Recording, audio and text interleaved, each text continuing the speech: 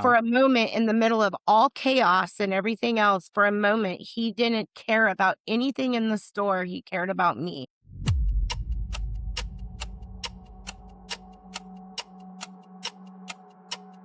I build it up. Hey, ladies and gentlemen, we are into the next episode of this season of Earned Influence. Again, today I have with me Jami, Racheal, and we are asking questions to get perspective from the industry to answer questions that you may not have thought to ask.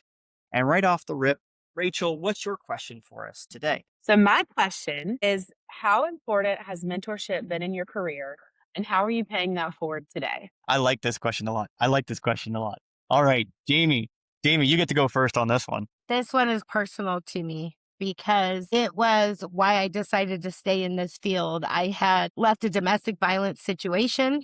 I was falling apart. I was young. I had two babies to feed. And I broke down at work one day, and I'll never forget his name. He was O'Shea Barner. I was working for Napa Auto Parts, running the first performance shop that they opened. And I was crying, and his wife was there, and they were helping. And he made me sit on this toolbox that he put in the back of the truck. And he went and bought me a Diet Coke and 2 packs of cigarettes. And he told me he wanted me to drink the Diet Coke if I needed to smoke both packs, that I was to cry, I was to get it out, but that I wasn't alone and I needed to remember who the hell I was. And Wow. for a moment in the middle of all chaos and everything else, for a moment, he didn't care about anything in the store. He cared about me. And he was always checking in on me. He was not afraid to tell me when I needed to suck it up. He was not afraid to tell me where I needed to improve, but it was always done from a place of love and a people first approach. And so mentorship for me is huge. It's loving the people first. You got to love on people. You got to understand what makes them tick, because it's not always money. It's not always, you'd be surprised when you get to know your people. And I think the hardest thing that I struggle with in this industry is I wish people could see them through my eyes and how much potential and what I see through them, and I struggle with wanting more for them than sometimes they want for themselves. That's my biggest strength and weakness. But mentorship is a leader is a leader. Even when you love on people, that includes tough love. It's being able to build the bonds to say, hey, we got to get better. What can I do to help? What can you do to help yourself? Let's get through this together. And you can't always look at it from a number or a KPI. You got to look at it. Is everything okay at home? Is there something I can do? Is there something we can help, and we'll work through it together? Thank you for sharing that. I really appreciate you being vulnerable and sharing that. I apologize, Racheal, to have to follow that. But to that point, it just shows, one mentor changed the life of another human. And in that one moment, now we have Jami going forward and trying to give back to as many human beings as they can. I'd like to really hear Rachel's. There's a reason why Rachel's asked this question, and I'm interested to hear why. Yeah, so I'm kind of in between. I've been, like Mindy, started as a service advisor, wanted more, took a service manager position, and then questioned, why would I ever do this? And there are days after work where I have to remind myself, I wanted this. I prayed for this.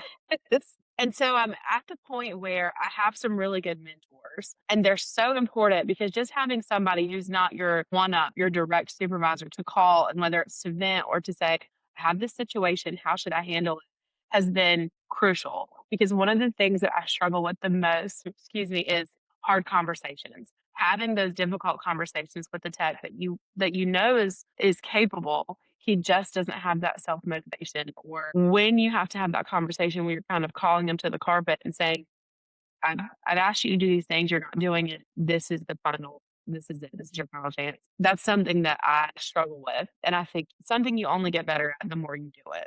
But I think sometimes the worst part about being in management is the people, but also the best part about being in management is the people. So it's a catch-22. But I'm also at that point, I think, where I'm starting to become a mentor for some. And you just kind of hope that you're doing it justice the same way that your mentors have done it for you. So just curious. And being that we're all of us are in male dominated industries, it's sometimes harder to find that person that will take a chance on you because you're not the typical advisor. You're assumed to not be technical. So it's refreshing to hear stories of other mentors that have poured into women. the reason why I stayed a mechanic, the reason why I stayed in the industry, the reason why I am still alive is because of my first shop foreman. He has been, and 25 years later, still the most influential person in my life outside of my grandfather, which both of them, again, I've talked at length about them both. But that first shop foreman, Rob Mackay, a lot of the lessons he taught me were never direct lessons.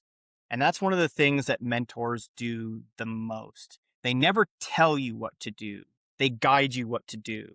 They influence. And I created this series for the whole concept of perspective and getting more perspective. And I spent a lot of time, energy, and effort thinking about, okay, it's got to have some kind of title. Earned influence means more to me than just the title. It means everything, because as a leader, if you are not earning the influence over your team, if you are not earning the influence over your mentee, you are not leading, period.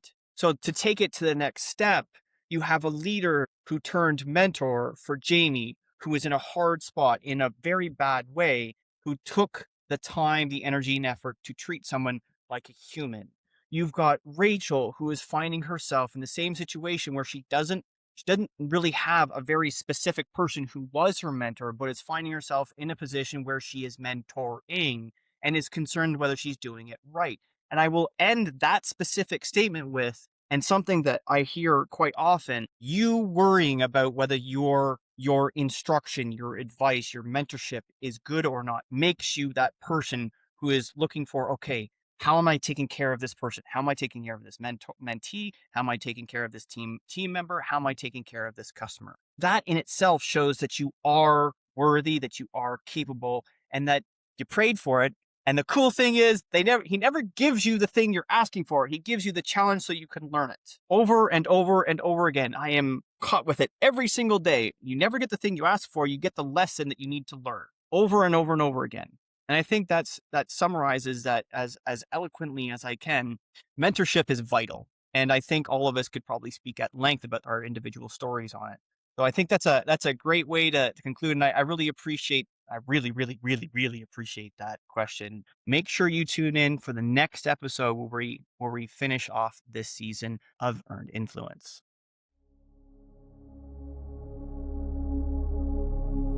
Thank you for watching. Please share, subscribe, and tune in for the next episode.